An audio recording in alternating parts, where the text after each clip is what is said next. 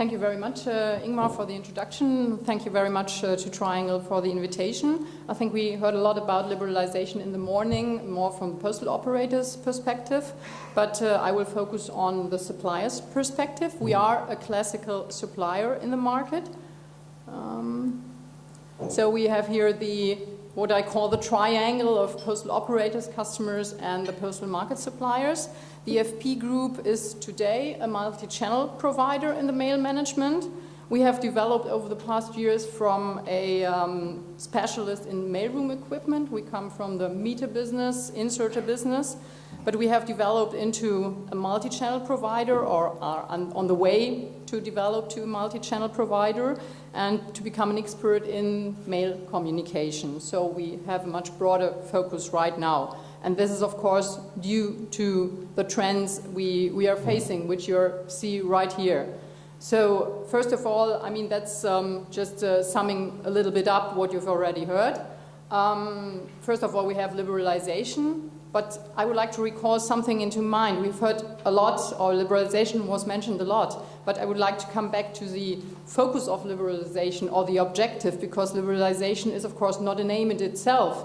It should bring more choices to the customers, it should bring better services, diverse products, differentiated pricing, so it should save or it should bring more opportunities for the customers, which are the senders and the recipients. We will hear on that a little bit later. And of course, not forget, on the same side, or the other hand, it should of course safeguard the universal service offering, still under liberalization. Well, we've seen liberalization coming up in Europe since the late 1990s, or Sweden the early 1990s. Germany has been also in the forefront of that. I will come back to that later. But at the same time, where we have faced liberalization, we also have a lot of technological changes, and we think it's even more important part of the development. So we have had all these digitalization, we have increasing internet penetration, we have all the new services, web-based services, cloud computing, we have the social networks developing, which are the buzzwords here. And now most of the population are online. In Germany, it's around 72% of the citizens and 90% or more than 90% of the businesses that are online. So we have to face that trend, but it has brought a lot of opportunities also in the processes of mail and of the postal operators, but also with the suppliers. And of course, two other trends which come along with that is, one is the internationalization, of course. A global economy needs also global communication, that's for sure. So we formerly had the domestic markets, which are going international right now and opening up. And on the other hand, which is a consequence of these developments, we have more and more cooperation and strategic alliances, because the market becomes much more dynamic, it becomes much more complicated, and we have a lot of specialized operators in the markets, and they need to cooperate and to build alliances to offer a range of services to their customers. So that's another important trend. So, well, I think the postal industry has changed. We've seen, John Tice has reminded us of the beginnings of the postal industry, or a modern postal service, which was 500 years ago, Ton and Taxis. I think we have seen in the last 10, 15 years more changes than in the past 500 years before. So what do these changes also mean for us as a supplier? I will start with the postal value chain, which is familiar to you as well. That is the traditional postal value chain of the incumbent postal operators under monopoly, from the collection, sorting, transport to final delivery. You know that very well. And with liberalization and technological change, so we came up to a much diverse, but on the same hand, integrated mail industry value chain. I call it like that. So what we see is, first of all, we have in the traditional area, we have new operators coming up. These were at some part operators from different countries, like TNT going into the German mail market and vice versa. We have operators from other industries going in that area. And also in that classical part of the value chain, we have seen new products coming up, different types of services, different delivery times, different prices, and so on. So that's what is going on with traditional liberalization. But in the old world, all the upstream and downstream activities, which are shown in the integrated mail industry, have been mainly done by the senders and recipients on their own. But with the technological change, there are more options and more opportunities. You see a lot of more in address management, in digitalization of inbound mail, response management, and so you get more and more specialized services, and the senders and recipients more and more decide to do outsourcing. So they outsource these services. So we'll see a lot of new providers also in the upstream and in the downstream part. So, but we've also seen additional elements in that mail value chain. One example is, for example, in Germany, we have seen the consolidation, the downstream access model. I will come back that later when I show you a little bit more on the German market. So liberalization has opened up the possibility for downstream access providers. And we as a company, for example, have decided to go into that area. That's one of our expansions to our value chain, because we came from the classical part here, where we are in the inserting and franking business. So, but what else happened to the postal value chain? It's what's on the line below. In the old world, it was all physical, but now with the technological change, it went hybrid and even totally and fully electronic. So with this development, we can provide the services or the elements in the value chain, either physical, either hybrid, in a combination or fully electronic. And that changes also the sequencing of the value chain. If you take, for example, hybrid mail, which is another example where we went into, in the old world, in the physical world, you have it like that. You print the letter, you insert it, you frank it, and you dispatch the letter for final delivery. If you have a hybrid mail, you get the data streams, you print and frank it at the same time, and sort it also at the same time when you print it, and then you insert it and put it for dispatch. So the sequencing is different. And of course, you have seen a migration of operators along the value chain. So the traditional postal operators, we have seen that in the models, they expanded on the value chain, and also the suppliers, they extended, so that leads also to more competition inside that value chain. So we as a classical supplier had a more, let's say, cooperative relationship to the postal operators, to the traditional postal operators, but that is changing to what we call a co-opetition environment, where we have cooperative elements and competitive elements. So, but as long as it is on a fair level, it's okay to us, and it opens up more and more possibilities. So let's now focus a little bit on the German market. We have liberalization in Germany, as I said, has already started in 1998, where we had a gradual market opening, and it started with what we called the so-called D-license. So you can, or operators can get a license for postal services if they go in letters with higher quality features. So what we have seen at that time, a lot of regional or local operators popping up and having their own local delivery networks. So we started with a very special form of end-to-end competition in the German market. Then, when it was later opened up, the full liberalization came in 2008. There we had the room for nationwide networks. Another important step was in 2005, when downstream access was opened up also to competition. That was a decision of the Federal Cartel Office, which forced the end-to-end the downstream access competition. So we have in Germany a model where you have end-to-end competition and downstream access competition at the same time, which is different from models in other countries. For example, in the UK, they focused first on the downstream access markets, and we will see whether with a new bill we will have more end-to-end competition. So what is the outcome of the competition? First of all, the letter mail volume. You've seen that already in other issues. We have around 17 billion letters in Germany, addressed items in the licensing area. The development of the volume was quite stable, let's say. We had a drop in 2008, 2009, mainly due to the economic crisis. And we have already seen the figures for this year, which is even, I think it's 1.6% loss. So it's quite moderate, as we've heard. And the private carriers have actually around 10% market share.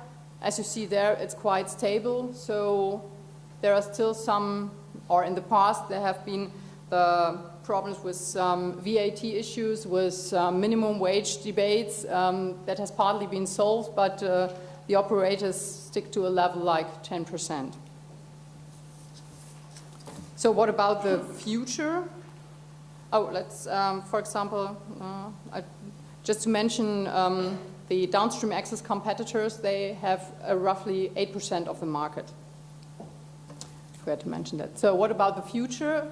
Here are some figures on all that future electronic stuff compared to the letter volume. These are worldwide figures. We have 1.2 billion letters worldwide per day.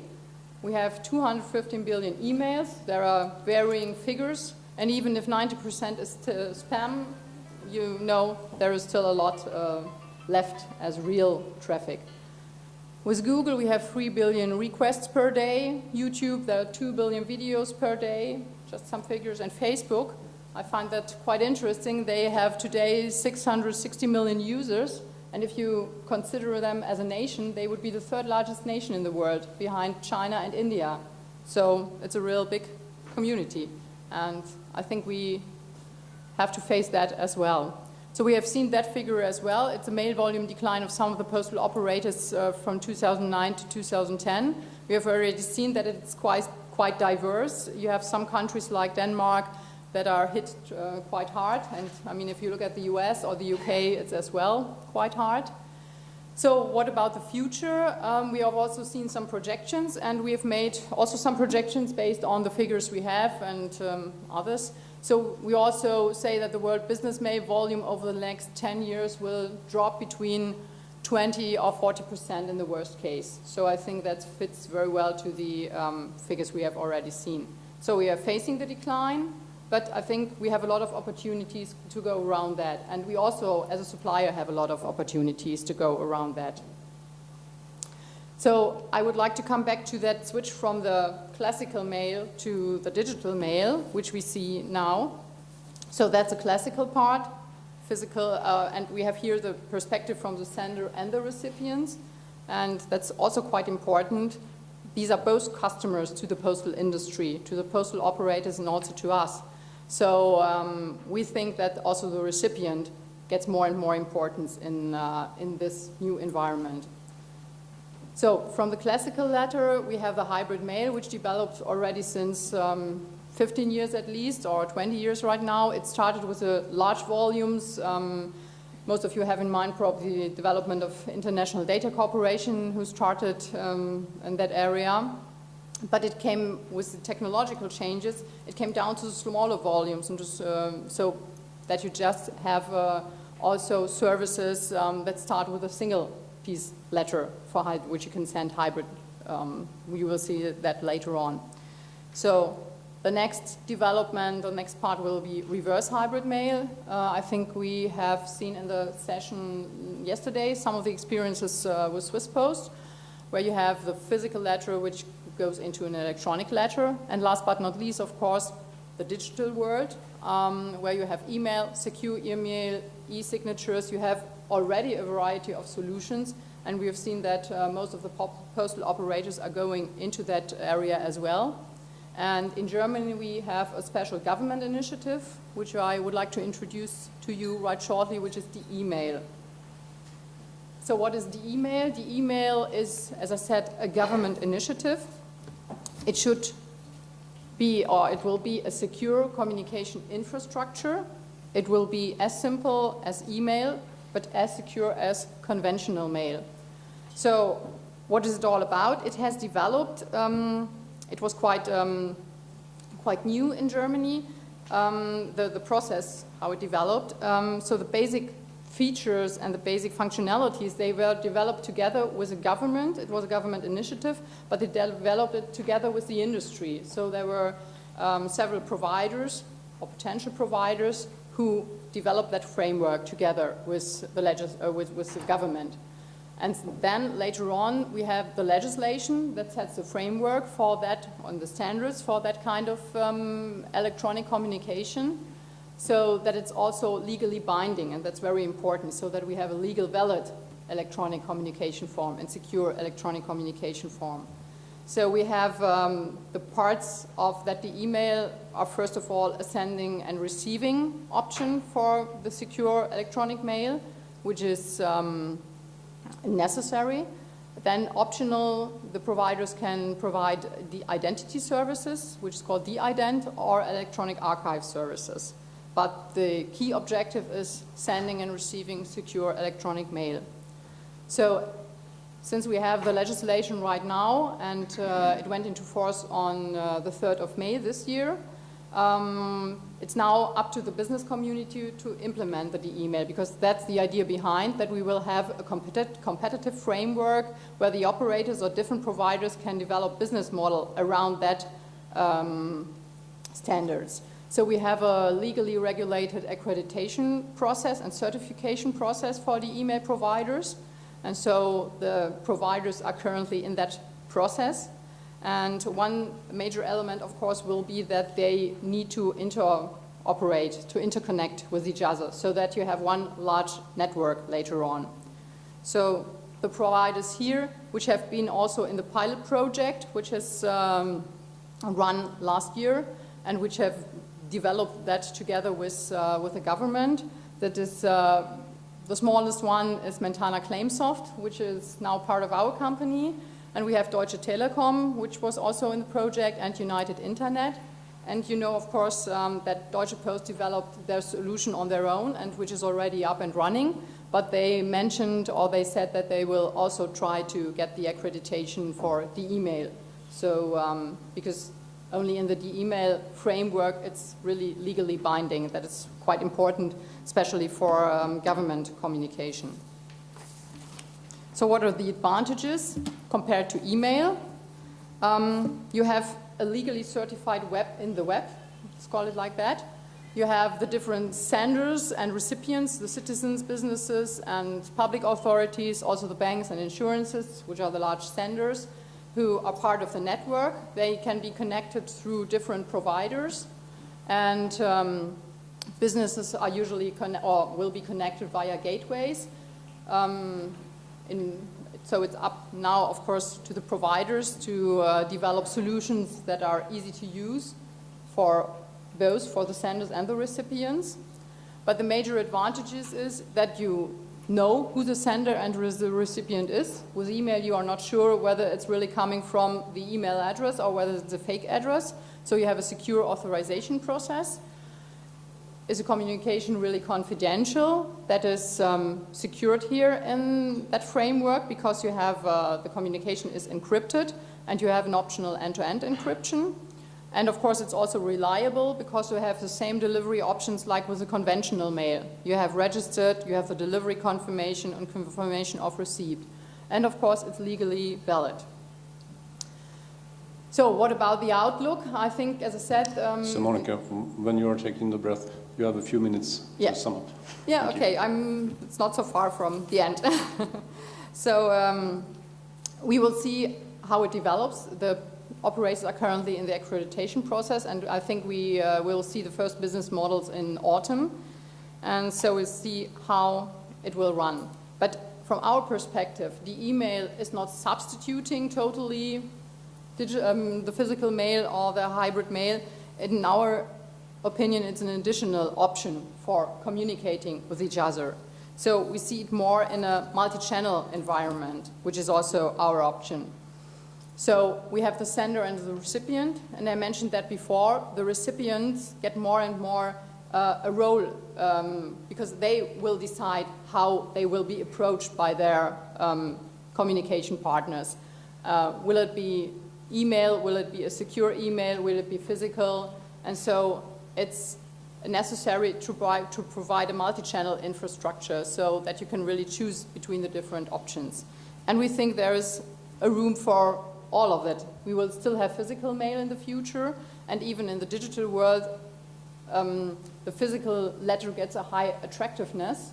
For example, if you think about premium direct mail and all that. And there are even some recipients who refuse digital mail and just say, well, I don't want to get it. There was an inquiry in Germany with customers, and 70% of the customers said that they want to receive their bills on paper and not online.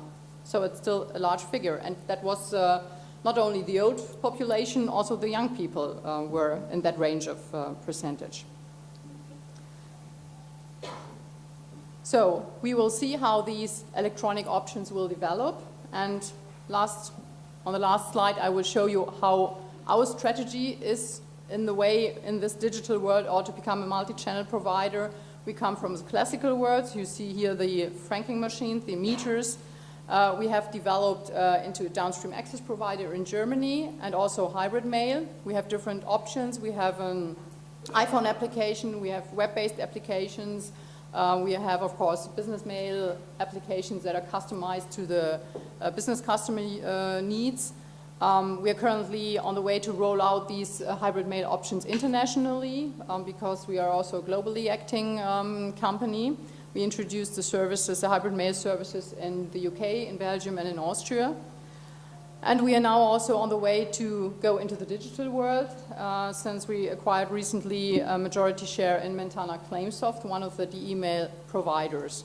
So we see a clear strategy on the way into the digital world, but it is a multi-channel world. So it will not switch from physical to digital, but will be a broad range of services. Yeah, so far from the supplier side. And if you have any questions, they will be posed later on. Thank you. Yeah.